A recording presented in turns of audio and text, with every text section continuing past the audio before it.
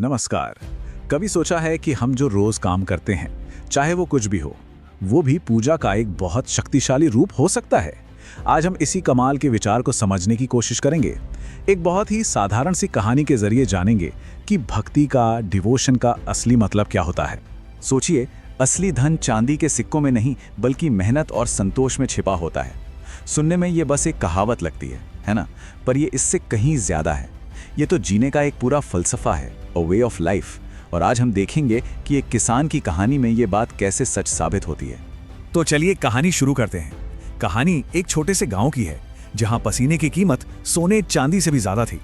तो ये है रामू, एक बहुत ही गरीब किसान। अब कहने को तो उसके पास कुछ खास नहीं था, पर असल में वो दो बहुत कीमती चीजों का मालिक था। एक उसकी जबरदस्त मेहनत और दूसरी उसकी पक्की ईमानदारी। वो ऐसा था कि सूरज उगने से पहले ही अपने खेतों में काम करने पहुंच जाता था। सच कहें तो उसका पसीना ही उसकी सबसे बड़ी दौलत थी। और फिर एक दिन कुछ ऐसा हुआ जिसकी उसने कभी कल्पना भी नहीं की थी। वो रोज की तरह अपना खेत जोत रहा था कि अचानक उसका हल किसी सख्त चीज से टकराया। उसने खोदकर देखा तो चांदी के सिक्कों से भरा एक पूरा का पूरा घड़ा। सोचिए जरा, एक पल के लिए तो उसकी आंखें खुली की खुली रह गई होंगी। एक गरीब किसान के लिए तो ये किसी सपने के सच होने जैसा ही था, है ना? लेकिन यहीं पर रामू का असली कैरेक्टर सामने आता है। ज्यादातर लोग शायद लालच में आ जाते, पर रामू के मन में उसके सिद्धांत जागे। उसने एक पल भी नहीं सोचा, फौरन तय कर लिया कि ये धन उसका है ही नहीं।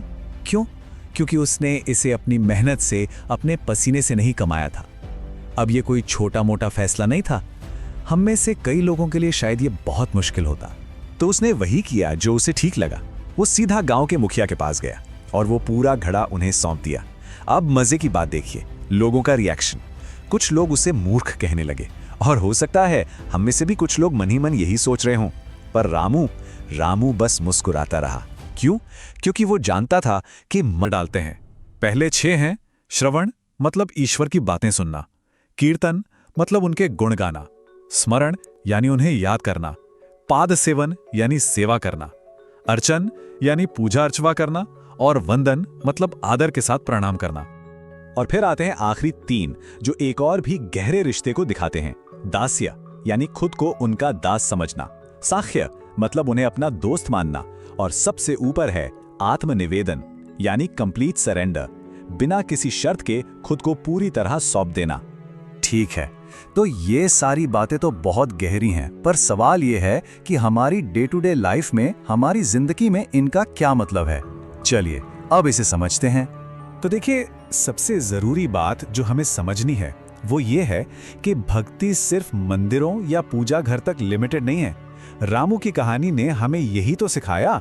जब कोई अपने काम को, अपनी ड्यूटी को पूरी ईमानदारी और डेडिकेशन के साथ करता है तो वो काम ही भक्ति बन जाता है। आपका ऑफिस, आपकी दुकान, आपका खेत, कुछ भी आपका मंदिर हो सकता है।